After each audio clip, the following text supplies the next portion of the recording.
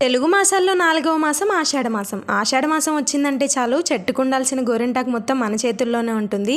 ఈ గోరింటాకు చెట్టు సాక్షాత్తు గౌరీదేవి పెంచిందని, గౌరీదేవికి ఇష్టమైన గోరింటాకు పెట్టుకుంటే అమ్మవారి అనుగ్రహం కలుగుతుందనేది మన నమ్మకం. అసలు ఆషాఢమాసంలోనే ఈ గోరింటాకు ఎందుకు పెట్టుకుంటారో తెలుసా? దానికి ఒక చిన్న స్టోరీ ఉంది, నేను చెప్తా వినండి. గౌరీదేవి తన చిన్నప్పుడు తన స్నేహితులతో కలిసి ఆడుకుంటూ ఉండగా తన రజస్వల అవుతుందంట. ఆ టైంలో గౌరీదేవి యొక్క రక్తపు చుక్క నేలను తాకగానే ఒక మొక్క పుడుతుంది. ఆ వింతను చూసిన గౌరీదేవి యొక్క స్నేహితులు పరిగెత్తుకుంటూ వెళ్ళి గౌరీదేవి యొక్క తండ్రి పర్వతరాజుకి ఈ విషయం చెప్తారు.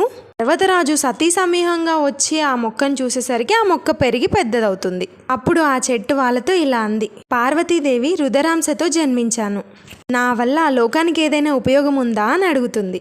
అంతలోనే గౌరీదేవి చిన్నపిల్ల చేష్టలతో ఆ చెట్టు ఆకును కొయ్యగానే చేతివేళ్లు ఎర్రబడతాయి. అది చూసిన పర్వతరాజు దంపతులు చెయ్యి ఇలా కందిపోయిందేంటబ్బా అని చెప్పేసి కంగారు పడతారు.